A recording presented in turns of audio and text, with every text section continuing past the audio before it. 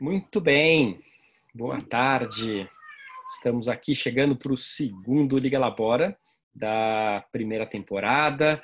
Estamos aqui testando esse formato de 1 hora para criar uma liga entre sêniors, entre empresas, entre tendências, o que é o trabalho do futuro, o que é flexibilização do trabalho, o que é trabalho intergeracional, o que é o trabalho que consegue abarcar a diversidade que temos aí da sociedade e que ainda os modelos típicos não abarcam totalmente, ou pelo menos abarcam não plenamente, né? Então, o que será que com essa crise do Covid, com esse novo normal que está sendo criado aí, como é que será isso? Como é que a gente pode criar esse novo normal para que ele seja tudo isso, ou seja, que realmente seja mais diverso, com mais impacto social e mais representativo do que todos nós somos, com resultados para todo mundo. Então, isso é um pouco o que estamos fazendo aqui no Liga Labora. O meu nome é Sérgio Serapião, eu vou estar aqui mediando essa conversa, está aqui junto conosco também o Ricardo, dá um oi ali, Ricardo. Oi pessoal, sou o Head Talento aqui da Labora, o pessoal da comunidade aí do nosso Hub já me conhece, vou estar aqui, como o Sérgio cunhou recentemente, vou comediar a sessão, né? Então vou ficar aqui comediando com vocês de vez em quando, ajudando aqui e qualquer coisa falem comigo no chat que eu dou uma força. O que eu vou pedir para todo mundo é para a gente ir se expressando ali no bate-papo na parte inferior aqui da nossa tela, seja no computador ou seja no celular, tem ali um boxzinho ali, que está escrito em inglês chat ou em português bate-papo. Você clica ali e você consegue interagir e escrever textos ali, né? Então, ali já está a Laura, a May, a Cássia, a Nete, Roberta, Lenice, Leni, Marli, Guilherme, Sandra, Rosi, Marileise, todo mundo ali dando boa tarde, boas-vindas para todo mundo, né? E hoje aqui comigo a gente convidou uma pessoa muito especial que a gente já atuou junto ali no comecinho da Labora, né? Justamente num dos assuntos que a gente vai lidar aqui, né? Que é esse desenho do futuro, né? Que é a Lídia. Lídia, você se apresenta melhor do que eu te apresentar. Tá bom. É a nossa guru do futuro. Não é assim também. Boa tarde, gente. Estou muito feliz de estar aqui falando com vocês. Para me apresentar, meu nome é Lídia Zuin. Eu sou jornalista, eu fiz mestrado em semiótica e estou estudando agora o doutorado em artes visuais.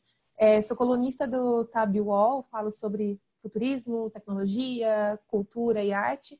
E também a gente trabalhou com a Labora lá no comecinho da empresa, junto com a UpLab, que é uma agência que eu também trabalho, a gente criou alguns conteúdos justamente para falar sobre o futuro do trabalho, dos sêniores e intergeracionalidade.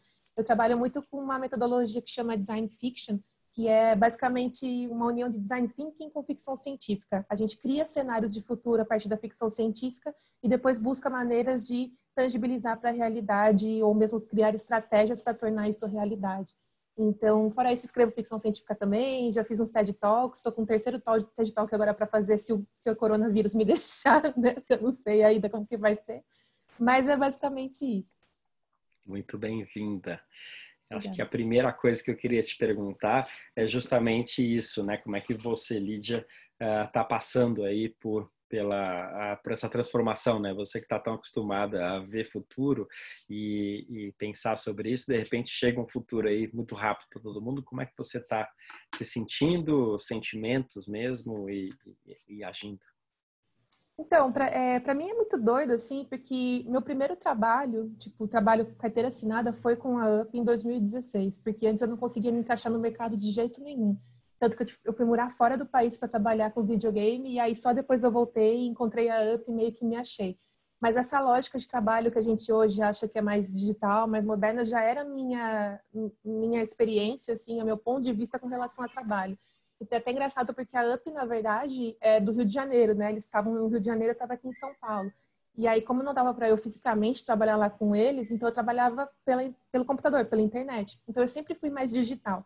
E aí, quando eles vieram para São Paulo, foi engraçado porque eles alugaram, né, um espaço lá no Impact Hub, só que eu odiava ir lá. Eu odiava ficar lá no escritório, achava um saco o coworking, achava não era produtiva, me atrapalhava demais e toda a movimentação e tal.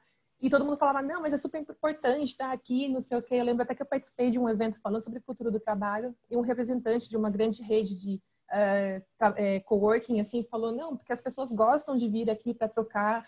Falou uma porcentagem lá, acho que 76%, claro. Eu falei, tipo, então eu sou esses 25% aí que não gostam, porque eu não gosto, não acho prático. E hoje o que a gente está vendo é justamente isso, home office, trabalho remoto, usar novas tecnologias que possibilitam que a gente faça coisas que antes a gente fazia, tipo, fisicamente e de forma talvez menos produtiva, né? Eu sempre brinco que tem uma camiseta que vendem que é tipo, eu sobrevivi a uma reunião que poderia ter sido um e-mail. E eu sempre batia nessa tecla, porque sempre tinha reunião, sempre tinha call, e não precisa, às vezes é só mandar um e-mail, só mandar um áudio que seja do WhatsApp. E agora meio que as pessoas estão acordando, né? Então é engraçado porque, tipo, se antes a gente passava por vários processos nas empresas, enfim, ou mesmo os profissionais usando treinamento com coaches, ou assim, enfim, outros profissionais, era essa ideia da digitalização, de se mudar, o mindset digital, não sei o quê. E todo mundo, legal, eu tenho que mudar. Mas não precisa ainda dá para sobreviver desse jeito. Aí agora veio o coronavírus e falou, não, agora já era, agora você vai ter que ir na marra. Então é bem doido como isso aconteceu, apesar das pessoas já falarem há muito tempo sobre essa necessidade de digitalização, precisou de uma pandemia, de tanta morte, para que a coisa realmente batesse e a gente disse, não, tem que mudar mesmo, sabe? E é possível mudar. Com certeza, com certeza. E eu estava outro dia falando com o René é o sócio da Future, e ele estava me dizendo que acho que a primeira palestra que você deu lá no Rio de Janeiro, lá na Goma, isso foi o que? Acho que 2013, 14? Não, 2016 foi isso. 16. E você estava falando que ia ter uma realidade em alguns anos que as pessoas iam ser obrigadas, iam estar usando máscaras, e isso ia virar um adereço da moda, né? Isso é historinha para boi dormir ou aconteceu mesmo?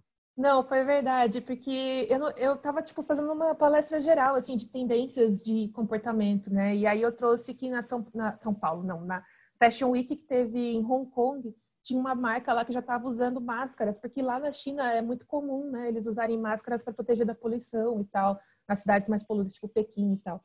Então, isso se tornou um acessório de moda. No caso, era para uma questão de poluição. Apesar de eles terem o costume também de usar máscara para se proteger, por exemplo, quando está gripado, para não dissipar, né, o vírus nos transportes públicos e tal. Mas era um adereço, é considerado um adereço lá. E agora a gente está vendo aqui no Ocidente a necessidade também de usar. Então, meio que casou sem querer. Eu não profetizei nada, assim, eu só falei, olha, isso é normal. Talvez um dia possa ser que seja normal aqui também. E aí aconteceu. Mas você tem a sua bolinha de cristal aí que você me mostrou mais cedo aí, né? É? Aí na tua mesa. Na verdade, você tem... não é uma bolinha de cristal, mas é... tá sem pilha. Mas é tipo uma lua, uma luminária que tem aqui. Quando você quer ver o futuro, você liga ela e tudo aparece aí. Tirando a brincadeira, fala um pouquinho mais para a gente, que eu acho que deve ter soado bem interessante, o que é essa metodologia de design fiction, né? Dá para prever futuro fazendo ficção científica? Como é que é isso? Então, essa questão da futurologia, né, do futurismo, é uma disciplina de uma grande área de estudos que chama Estudos do Futuro, ou Future Studies no inglês. E tem várias disciplinas dentro do campo de estudos do futuro. Tem a futurologia, ou futurismo, cada um vai usar um termo, mas é praticamente a mesma coisa.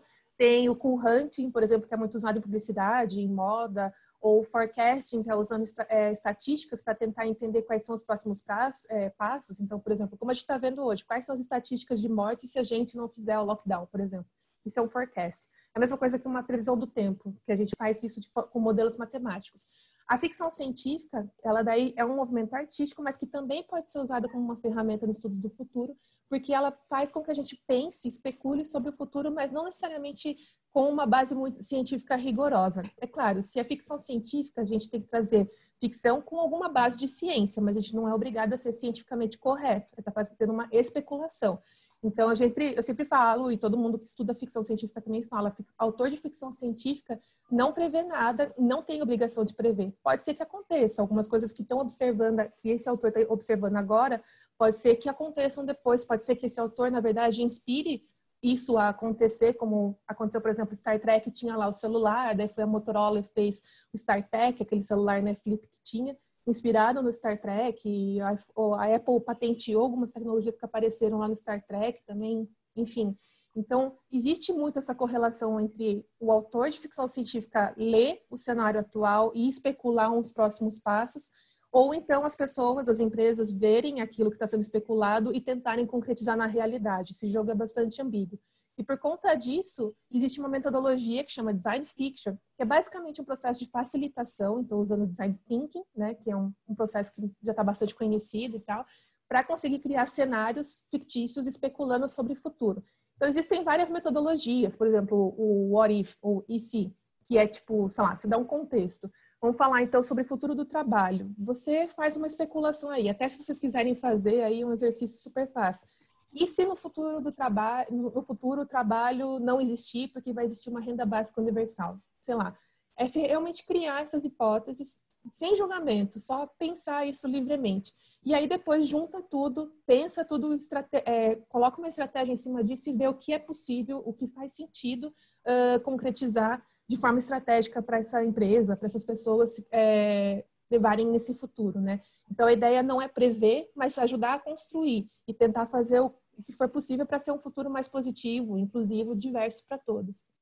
Perfeito. E acho que aí você pega o ponto bem central aqui da nossa conversa, né? Não é a gente ficar prevendo ou esperando o futuro que vai acontecer, mas é como é que a gente se mexe e se organiza para construir o futuro que a gente quer que role, né?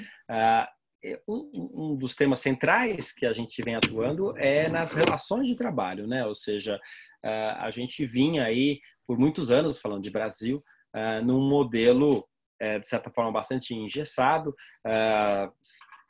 definido ali no meio do século passado, né, pelos direitos, por sindicatos, por CLT, e de repente isso aí tem vem se quebrando por N motivos, por um liberalismo muito recente aí que quebrou tudo, especificamente no país, e de repente vem um cenário muito incerto e que coloca mais em xeque ainda um contrato, modelos de contrato que são tão rígidos, indeterminados, né? Como é que você está vendo aí essa alteração de contratos, de modelos de trabalho? Como é que é o trabalho daqui a alguns anos? Então, por acaso, né, até comentei com você antes da gente começar aqui, eu estou fazendo uma pesquisa justamente sobre o futuro do trabalho para os seniors, né, para os seniors. E aí um dado que eu coletei aqui é que em 2017, 5,2 milhões de aposentados brasileiros estavam no mercado de trabalho. E é um número que só tende a crescer, né? De acordo com o INSS, 70% dos aposentados do país em 2018 recebiam um salário mínimo e retornavam ao mercado para chegar a receber, às vezes, um valor menor do que eles recebiam da aposentadoria. Então, o que eu estou vendo, assim, pelas pesquisas é que, tipo, existe muito essa vontade de voltar ao mercado de trabalho para complementar a renda, fora toda a questão de reinserção na sociedade, enfim, participar e ter uma questão de bem-estar e autoestima, mas também existe uma questão da precarização do trabalho, das relações de trabalho e aí, desse sentido, vem também nos contratos de trabalho, né?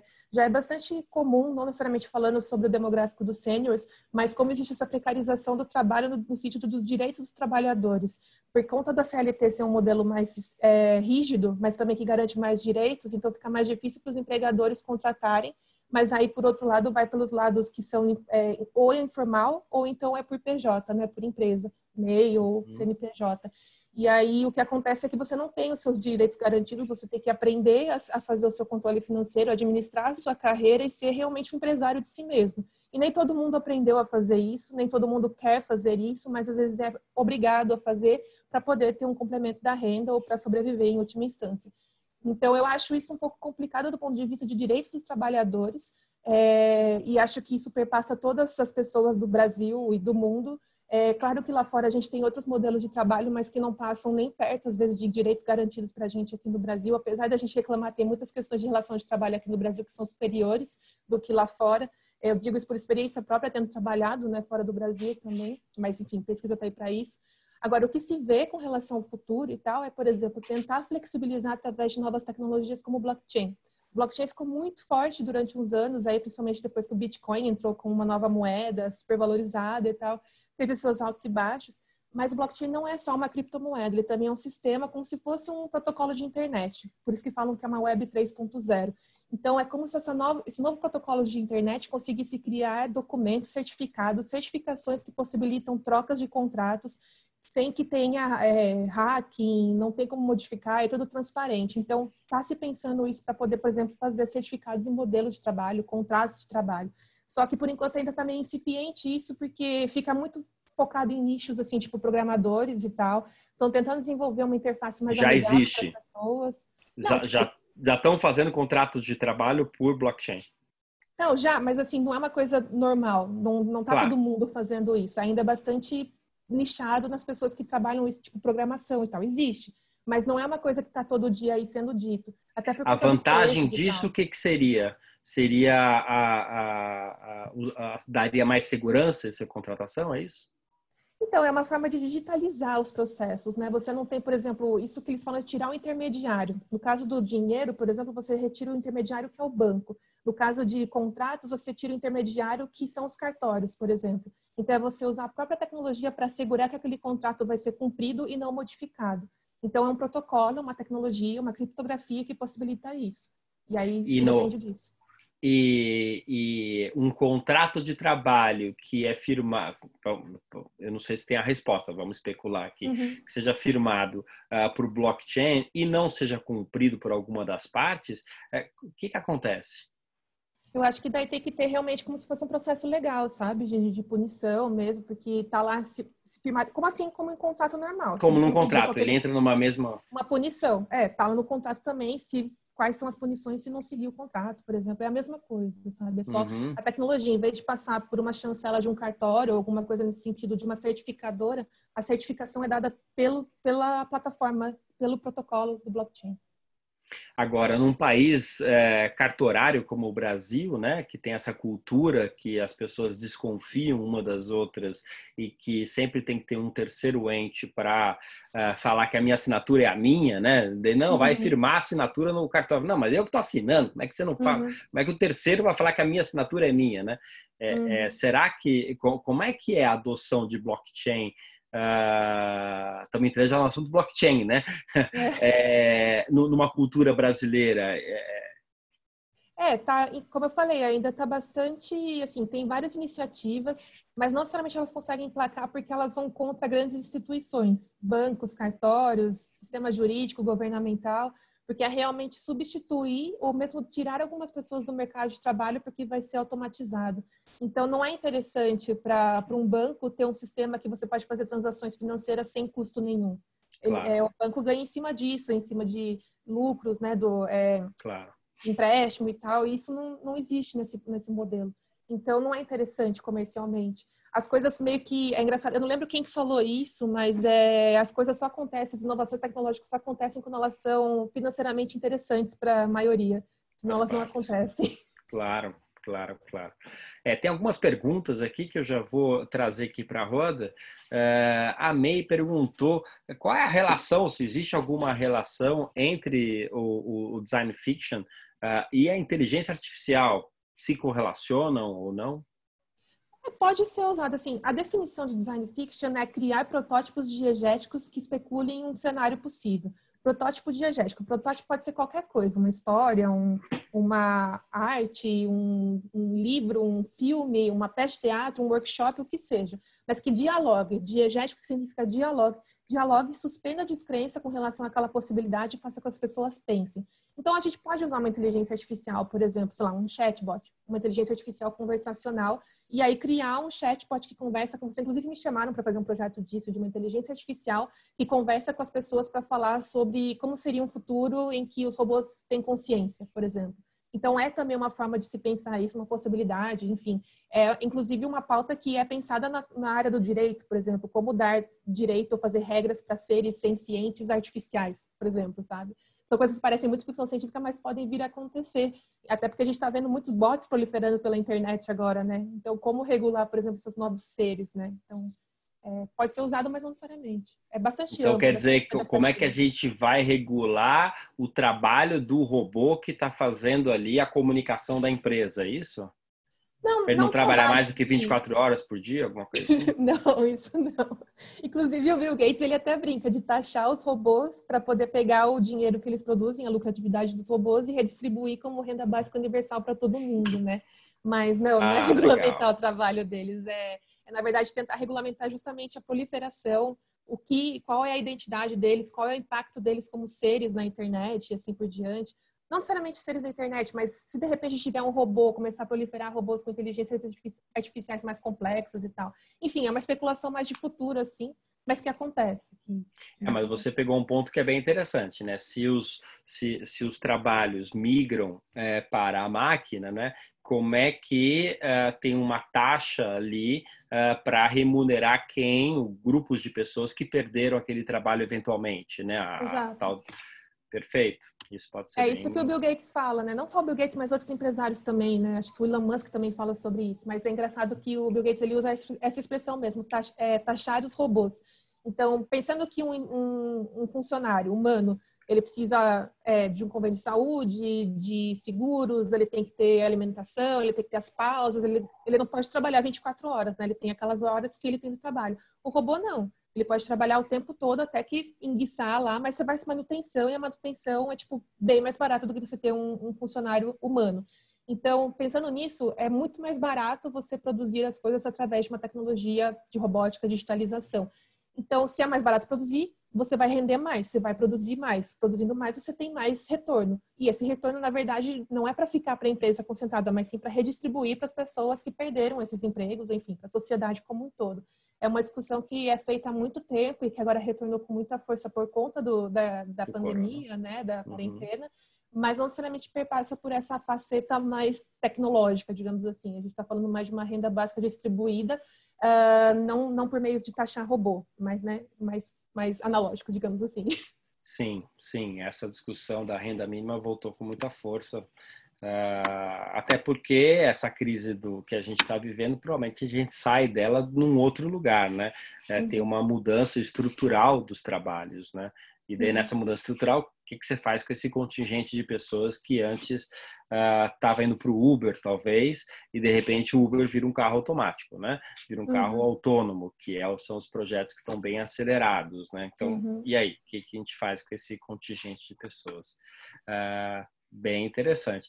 Aqui a gente passou, eu estou vindo aqui nas perguntas de vocês, então, por favor, pessoal, vamos fazendo aqui. Perguntar aqui, o Roberto perguntou como é que você se interessou, você começou a falar de trabalho do futuro para sêniors, como é que você se interessou por sêniors? Então, eu não sei, eu até brinquei quando eu conheci o Sérgio, eu falei, tipo, eu era muito leiga, eu não entendia nada, inclusive eu tinha vários preconceitos, vários estereótipos, não por mal, assim, mas por puro desconhecimento. E aí eu estava até falando isso, depois que eu conheci o Sérgio, eu comecei a ter outras perspectivas e ter outras ideias do que era senioridade, enfim, até não chamar de idoso e tal, algumas questões mais burocráticas, digamos assim. Mas eu sempre fui muito mais próxima dos meus avós do que dos meus pais, por exemplo. Então, eu sempre tive muito mais proximidade, muito mais conexão com eles. Muitas das coisas que eu sou hoje, por exemplo, gostar de escrever, essas coisas eu aprendi muito com meu avô, que fazia rimas comigo. Então, eu sempre tive essa proximidade com pessoas mais velhas, assim, com os meus avós, no caso, né? Então, pessoalmente é meio que isso. E aí, por outro lado, como pesquisadora, eu pesquiso desde 2009, mais ou menos, esse tema do transhumanismo. O transhumanismo é usar tecnologia para expandir as capacidades humanas, físicas, mentais, cognitivas e assim por diante. A gente precisa de um dicionário para essa conversa aqui, né? Tem mais uma para transhumanismo. Perfeito. Sim. Mas a ideia do transhumanismo é, tipo, tentar acabar com a morte, acabar com o envelhecimento, uma juventude eterna, digamos assim. Então, eu meio que entrei por esse lado como pesquisadora e aí acabei caindo também nessa questão mais de futuro do trabalho sênior agora. Então, sim. Tem um eixo de pensamento muito forte que vem especialmente dos Estados Unidos, do Vale do Silício, de associar envelhecimento a uma coisa negativa e a morte a uma coisa negativa. E daí, como que eu evito isso, né? É o famoso live forever lá deles, né? O pessoal da... Como é que chama aquela universidade lá? Singularity University. A Singularity é uma das grandes precursoras disso. Enfim, acho que essa é uma outra discussão, não vou nem entrar nela. Aqui eu vou trazer de volta para o chão, para o nosso trabalho, para a nossa redefinição do trabalho aqui. E a Helenice tocou num ponto que a gente começou a falar aqui, é um ponto que a gente, como Labora, vem atuando bastante, né? Se a gente entende que o CLT é algo muito rígido, mas que, por outro lado, como a Lídia já colocou aqui, ele trazia todos os direitos abarcados, né? Todas de uma forma fácil, vamos dizer assim, não, com muita luta que foi feita, mas, de repente, o trabalhador tem ali tudo assegurado. De repente, a gente está indo por um outro lugar que é, na ausência disso, o que vem, né? A ausência disso não pode ser só sei lá, estamos falando aqui de motorista de aplicativo, mas a gente poderia estar falando de qualquer...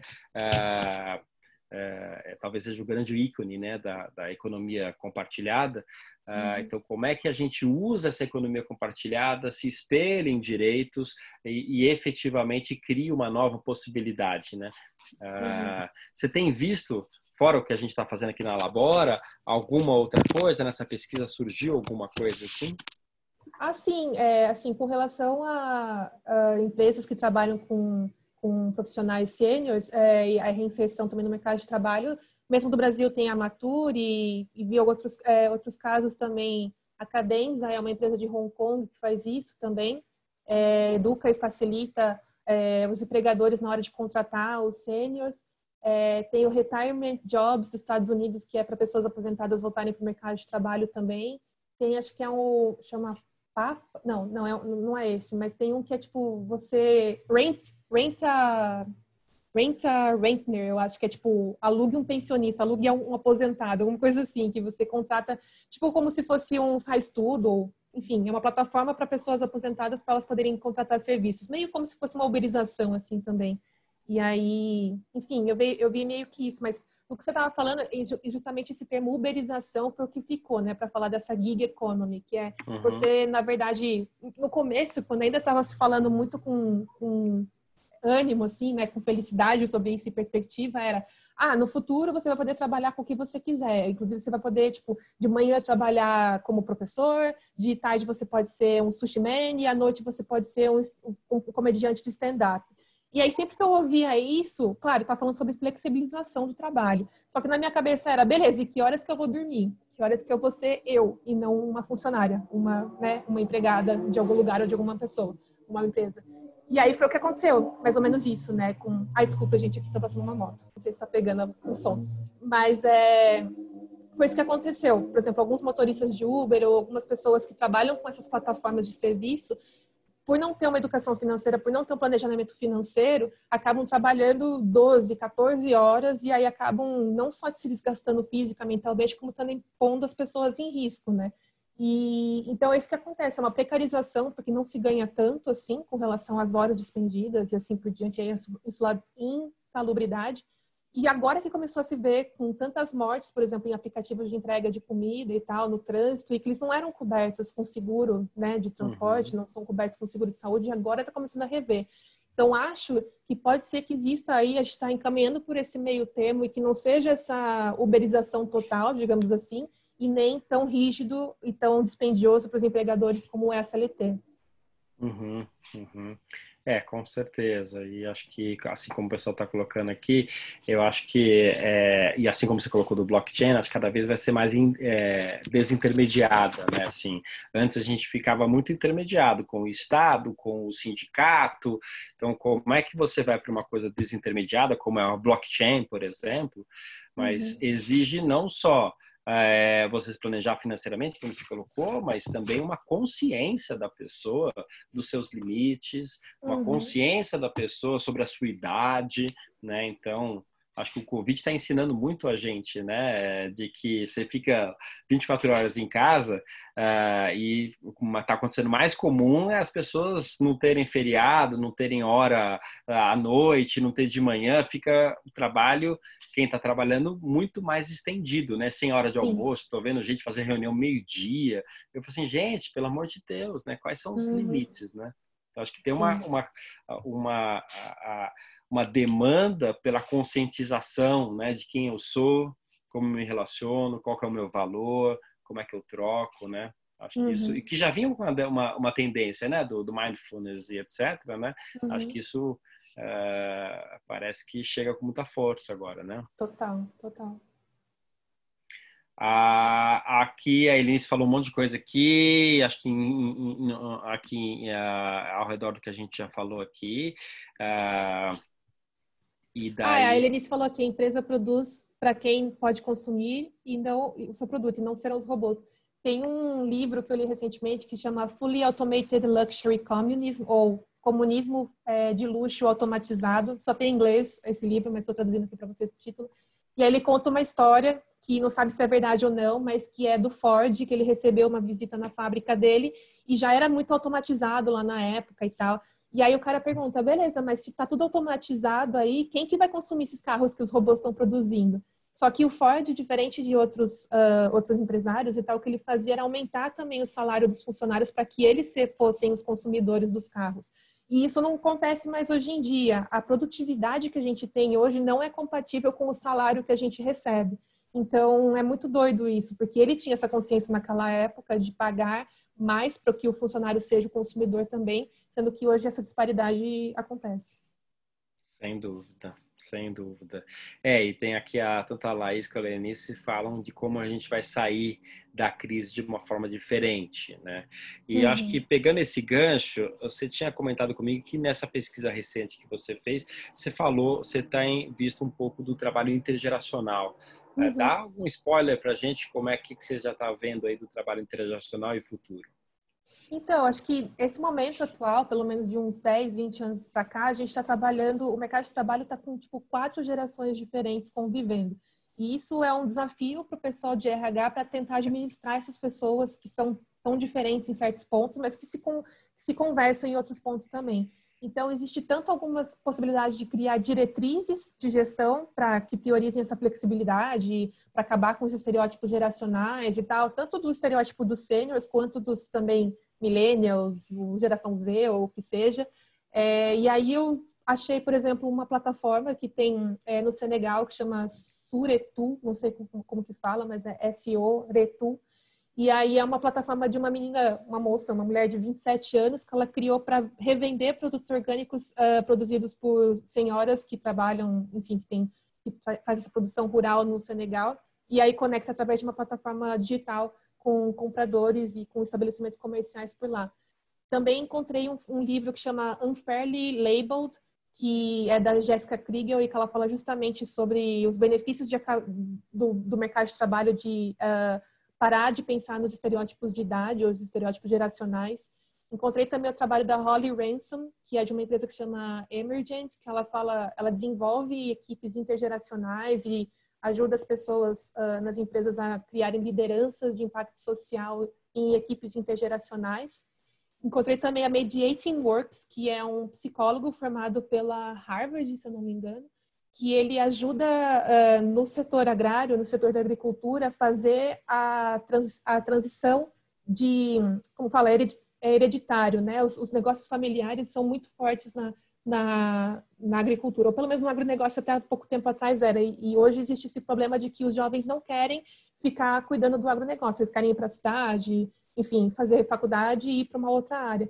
E aí o que acontece é esse conflito intergeracional entre os pais e os filhos que não querem seguir essa carreira no agronegócio. E aí esse psicólogo criou uma forma de facilitar esse processo de transição. Mas é basicamente isso. Algumas tentativas de gestão. Tem um trabalho, complementando, tem um trabalho na Finlândia muito robusto sobre gestão da longevidade nas organizações. Então, como preparar as pessoas, como ter essa intergeracionalidade, é bem interessante também. Depois eu posso colocar os vínculos aqui, os links aqui. E aqui a Márcia Monteiro está perguntando aqui se você já detectou alguma nessa pesquisa alguma tendência contra ou a favor aí da empregabilidade dos sêniores que tenha sido motivada ou acelerada pelo coronavírus. Não, por enquanto eu não achei nada. Eu comecei semana passada, então eu tô bem no começo, sim. Mas, se eu não me engano, o que estão falando é que existe um envelhecimento, isso é, enfim, conhecido por todos, né? Um envelhecimento geral da população geral. E com isso acontece de reduzir as pessoas com a quantidade de pessoas na força de trabalho, né? Então a ideia é realmente conseguir empregar os sêniores para aumentar essa força de trabalho e também para lidar com os problemas da previdência social, né? Que é um dos grandes desafios governamentais. E aí o que se fala é justamente isso. Nesse momento agora, então, que você não precisa fisicamente estar lá, às vezes pode ser um problema, enfim, de trabalhar digitalmente e remotamente pode ser uma vantagem. Inclusive, eu estava vendo uma matéria que falava sobre isso com relação à aprendizagem, que os cursos à distância nem sempre são almejados, né, são enviesados para os sêniores, mas que é muito importante e que pode ser muito atraente para esse demográfico, como já é, inclusive, na universidade tipo, normal. Assim, eu tenho uns dados aqui que eu trouxe, que acho que a própria USP ela tem um programa que é a USP Aberta à Terceira Idade, e aí há 25 anos tem isso, e em 2019, por exemplo, cerca de 4,6 mil vagas foram oferecidas. Então, tem bastante gente que vai e tal. Eu vi muito isso na educação. No trabalho, assim, ainda não vi muita coisa. Mas ainda aí é muito relacionado às universidades abertas à terceira idade, né? Que estão vinculadas muito à questão do envelhecimento ativo, né? Das pessoas se manterem ocupadas, integradas e com atividade física e cognitiva, né? Não necessariamente elas se preparando como uma universidade prepararia elas para o mercado, né? Mas pega principalmente vagas ociosas das universidades e amplia e disponibiliza, né? E isso tem um contingente imenso no Brasil, Até tem umas iniciativas que eu vi que é justamente para ajudar nesse planejamento. Eu ainda não comecei a escrever, porque tem a parte do planejamento financeiro, mas acho que essa daqui, True Link Financial, vou colocar o link para vocês, que é uma empresa que ajuda a fazer o planejamento financeiro, inclusive para quem está aposentando ou já aposentou e quer voltar para o mercado de trabalho. É estrangeira, mas, enfim, às vezes não precisa ser uma... Isso que é uma coisa interessante também. Às vezes é uma questão de etiqueta, né? Enfim, de como você põe aquele produto. É voltado para sêniores, mas não precisa. Tem coisas que não são voltadas para sêniores, mas também são úteis, né, para sêniores. Então, às vezes, pode ter um pouco dessa confusão também. E assim, do que a gente está vendo de mudança já do coronavírus, vai muito em linha do que você já falou aqui, né? Ou seja, as posições de trabalho que a gente vinha desenvolvendo, que eram tipicamente presenciais na inter-relação das pessoas, que o sênior tem essa capacidade de inteligência emocional, uma visão mais holística, trazer a pessoa para um acolhimento, logo para uma experiência de cliente muito melhor. A gente vinha fazendo bastante isso no presencial. A gente está transformando isso para o digital, né? E daí agora está tendo muita demanda para isso, ou seja, como que, por um lado, absorve essa competência para esse mundo novo, que é o digital, e, por outro lado, faz um contraponto a uma extrema digitalização que está tendo na sociedade. Algumas pessoas estão um pouco assustadas, né? Tem que fazer tudo do banco agora online, tem que fazer todas as minhas compras online, e daí precisam de uma certa humanização para isso. E daí é nesse lugar que a gente está vendo as empresas estão vendo um valor aí no trabalho que a gente está fazendo. Está sendo bem interessante. Mas é tudo muito novo, assim, de dias para cá a coisa tá retomando muito bacana. Estou aqui pescando aqui, o pessoal está colocando um monte de coisa, eu estou 24 mensagens atrasado. Legal, pessoal está falando aqui do blockchain, tem ficado bastante preocupado com a precarização do trabalho para os idosos, a remuneração. Eu acho que aqui tem uma questão que você falou, e eu vi outro comentário aqui, dessa mudança do mercado de trabalho e do que é o trabalho não só vinculado à remuneração, né? Porque vai ter uma mudança grande de remuneração, né? Já está tendo, as empresas estão cortando o salário, será que elas vão voltar com os salários? Não, não parece fazer muito sentido. Aqui tem uma pergunta mais técnica da Marli. O uso do blockchain está legalizado? Já é reconhecido na legislação? As empresas já estão utilizando? Eu acho que tem regulamentação com relação à criptomoeda, né? Tipo Bitcoin, você tem que declarar no imposto de renda, já se você tem essa moeda, se você fez esse tipo de transação. Nesse sentido de imposto, está regulamentado. Agora, de iniciativa que usa blockchain, eu acho que ainda não. Não tenho muita certeza dessa parte. Mas assim, também, o pessoal que trabalha com blockchain, a verdade é se emancipar do governo. Eles têm uma iniciativa bastante, tipo... Alguns até se aliciam não, né? Mas se ligam com o anarcocapitalismo e tal. Às vezes é uma iniciativa bastante liberal. Então, é tentar realmente desconectar do governo e não querer que ele regulamente. Nem quer saber de regulamentação, nem busca esse caminho, né? Quanto menos, melhor. Eu tenho essa impressão também, conheço um pouco sobre isso. Aqui o Roberci fala uma coisa que a gente passou rápido por aqui, que é essa coisa das pessoas se valorizar, o idoso se valorizar, né? Mas que a gente falou um pouquinho sobre essa conscientização, né? Enquanto grupo, enquanto indivíduo, por esse novo momento, né? Cada vez aquele grande RH que estava carregando as pessoas e que daí enfim, construir a sua carreira, né? Parece que se desfaz, né? Você tem passado por isso? Você tem visto isso na pesquisa? Essa perda ou mudança do papel do RH para um RH mais estratégico e menos condutor da vida das pessoas? Então, eu ainda não cheguei nessa parte de RH só no sentido de administrar equipes intergeracionais, já que eu falei, né? Mas eu acho que também tem uma questão do pessoal de RH e das pessoas os empregadores para fazer a contratação, de quebrar justamente com esses estereótipos e com as certezas muito absolutas, né? Então, eu pelo menos passei muito por isso. Agora, o que você está falando, não vi na pesquisa, mas faz muito sentido com a gente pensar que, aliás, o Yuval Noah Harari fala isso, né? Ele acabou de publicar o livro 21 lições sobre o século XXI, e tem um vídeo dele no YouTube que eu posso colocar o link aqui para vocês também, mas ele fala assim, ninguém sabe como que vai ser o século XXI. O século XXI é justamente marcado por essa instabilidade total, o que falam do VUCA, né? O mundo VUCA, que é volatilidade, incerteza, complexidade e ambiguidade. Isso já vem sendo denunciado desde a metade do século passado, quando o Bauman estava falando da modernidade líquida, por exemplo, de como a gente vive esse pós-modernismo, em que a gente questiona tudo, todas as instituições, todas as certezas absolutas são questionadas, mas aí, em vez da gente se libertar, na verdade, a gente caiu num lugar em que a gente está, beleza, nada é certo, nada a referência, então para onde que eu vou? Então a gente está meio que nesse momento de questionar. Então acho que questões como fake news, pós-verdade e tal, são simplesmente diagnósticos, são consequências desse momento em que a gente começou a criticar e desconfiar de tudo.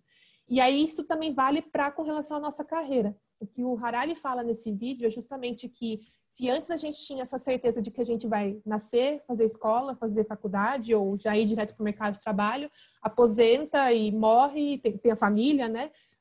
Hoje a gente não tem mais certeza disso.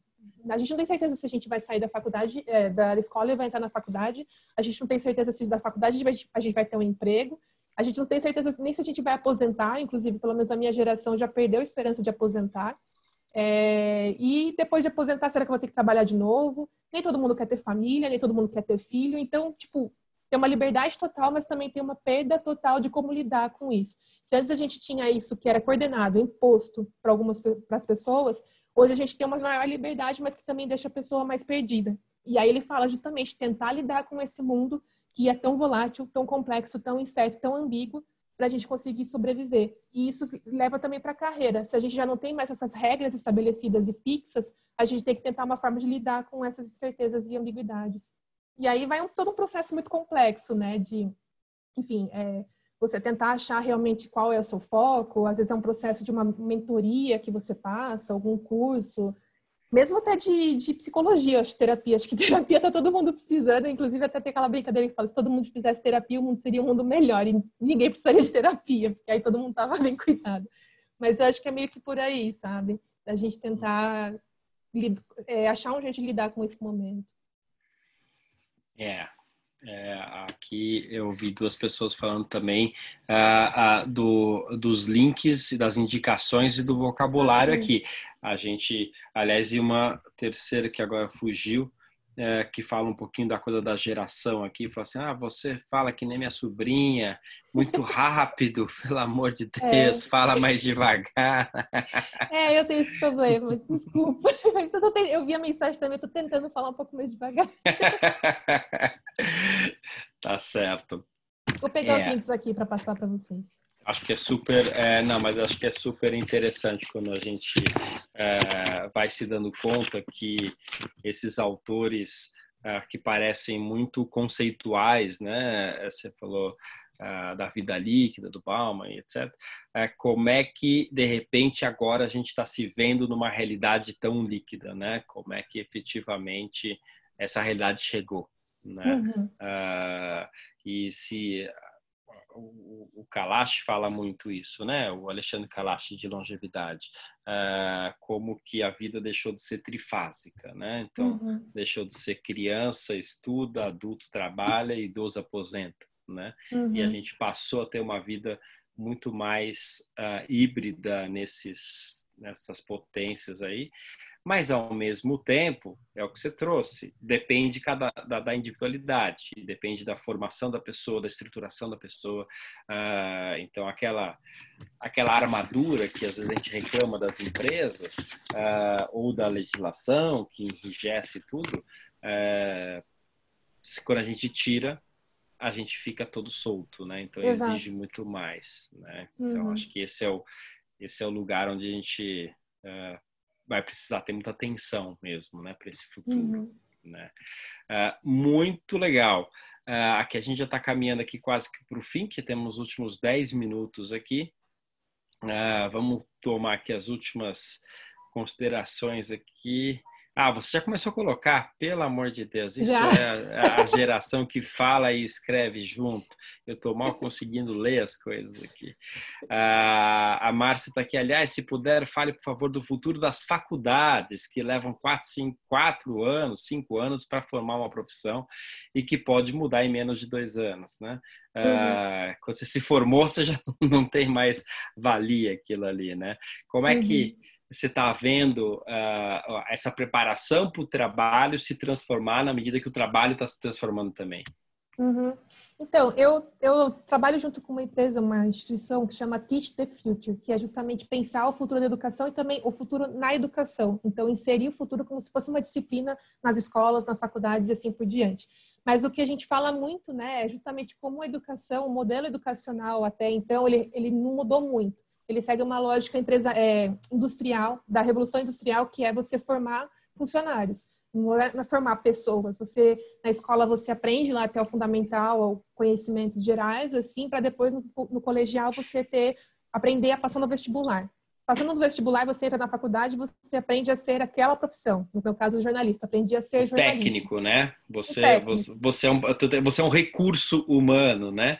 Você é um funcionário, faz uma função ali. Só que isso está mudando muito rápido, né? Mesmo na minha época, quando eu entrei na faculdade, tinha acabado de cair a obrigatoriedade do diploma de jornalismo, e aí todo mundo ficou, então por que eu vou me formar em jornalismo? E não é esse o ponto, né? Por isso que eu segui também uma carreira mais acadêmica, porque eu via nas aulas técnicas uma defasagem muito grande. As redes sociais estavam nascendo naquela época, a gente não teve absolutamente nada de redes sociais na faculdade. Saiu de lá, as pessoas precisaram fazer ou pós-graduação ou curso livre, o tempo todo se atualizar. Então, o modelo acadêmico que a gente tem técnico de formar técnicos não funciona. Já sai defasado da faculdade, porque não consegue acompanhar. Seja por questão estrutural, de currículo acadêmico mesmo, a forma como a faculdade, a instituição lida com a questão financeira mesmo disso, né? Hoje em dia a gente vê faculdades com 300 mil alunos numa classe e não é o sustentável para o professor conseguir realmente ensinar, enfim. Mas o ideal, por exemplo, o que se fala é dos nanodegrees, que são esses nano graduações, digamos assim, cursos específicos que você faz, e aí você vai montando tipo um quebra-cabeça da sua formação. E não necessariamente para gastar 4, 5 anos numa graduação completa, ou num mestrado, num doutorado. Eu ainda faço isso porque eu quero seguir carreira acadêmica e o mercado, enfim, o meio acadêmico é bastante rígido, né, com relação a essas coisas. Mas eu acho que para mercado isso cada vez fica mais forte. Quando a gente vê também a proliferação de cursos livres agora, né, e de pós-graduação.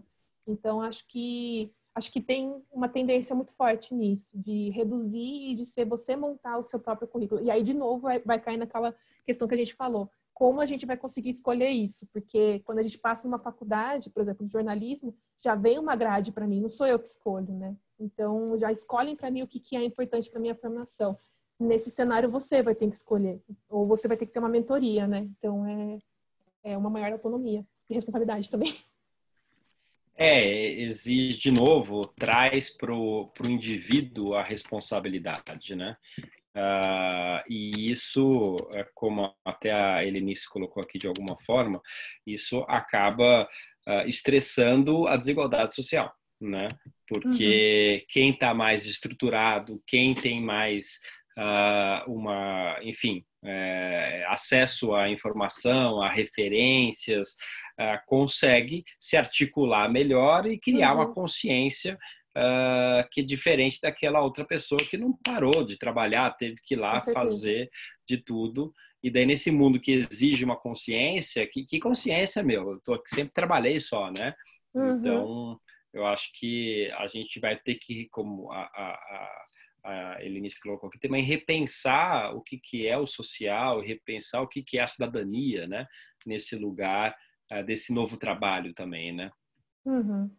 Eu acho que essa questão do Enem que está se falando agora é bastante clara disso que você está falando, né? Nem todo mundo está tendo acesso às aulas online. Então, como fazer Enem? Vai ser só uma intensificação ainda maior da desigualdade, né, entre os estudantes. E isso já acontece de forma natural. Inclusive, eu estava lendo uma matéria faz tempo já falando sobre como no futuro vai poder, tipo, editar o DNA dos embriões para que eles nasçam mais inteligentes.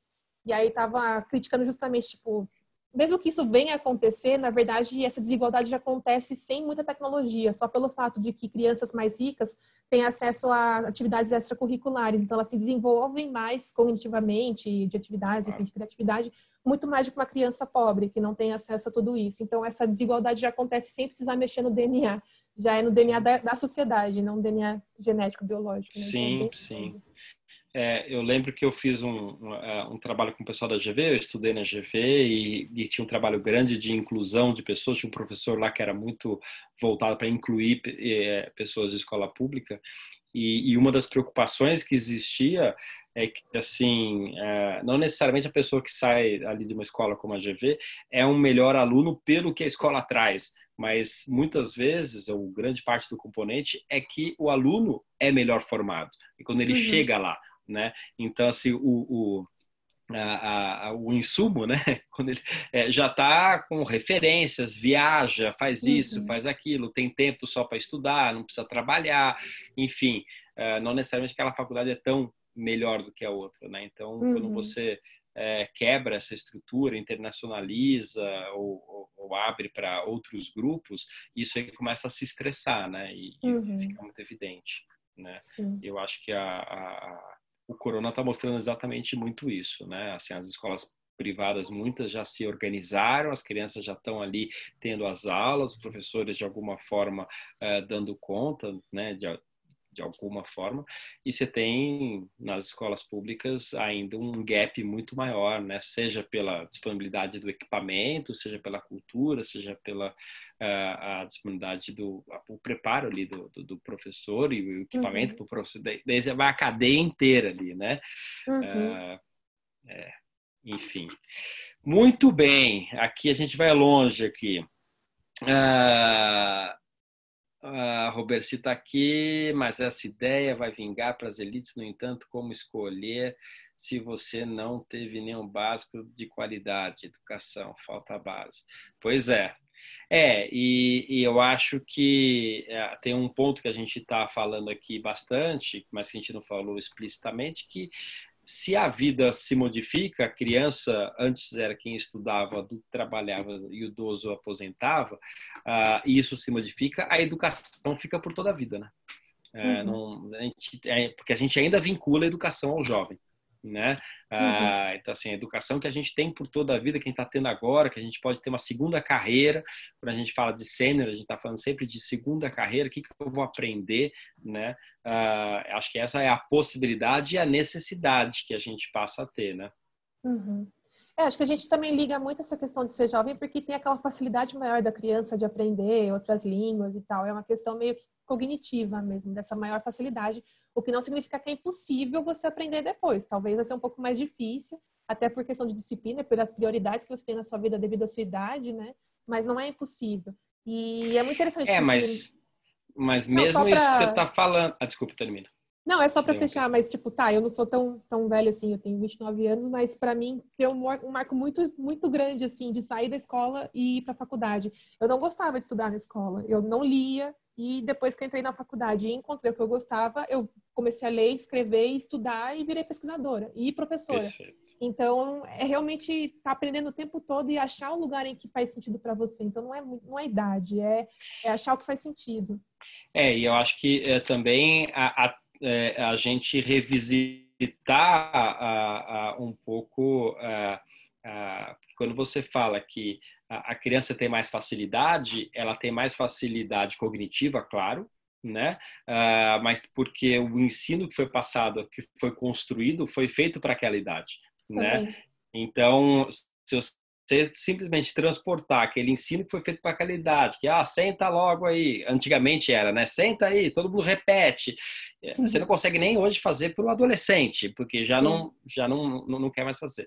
Mas como é que a gente observa o que a maturidade ganhou, perdeu algumas coisas, perdeu alguma capacidade cognitiva, força física, mas ganhou outras tantos, né? E nessas outras tantas, como é que essa educação, como você mesmo colocou, e para mim aconteceu a mesma coisa, o interesse por literatura e por escrita começou muito na vida adulta, né? Como é que a gente usa essa maturidade adulta, essa maturidade sênior, né, para a partir disso criar uma nova forma de educação, né, feita para essas competências, né, para esse momento de vida, né? Porque senão a gente fica sempre falando, não, é pior, não é pior, né? É diferente. Daí depende o que funciona, né? Total. Muito legal. É que assim, é a mesma coisa para o trabalho, para a educação, a gente vai ter que reinventar tudo. Enfim, a gente vai ter que reinventar tudo, vai ser muita coisa, só que já são 6h30, a gente já estourou nosso tempo aqui. Vamos então para os finalmente. Pessoal, pergunta que não cala, coloca agora no chat, ou a gente já vai começar a se despedir aqui. Enquanto o pessoal vai aí vendo se tem mais alguma última pergunta, eu já vou aqui super agradecendo, Lídia. Acho que foi percorreu de A a Z aí várias coisas, foi super leve como que a gente está querendo fazer, a sequência desses, a gente está construindo 4 episódios para cada temporada. No primeiro episódio teve a experiência da dengue, um caso real de como a gente ajudou ali a incorporar o sênior na experiência do cliente.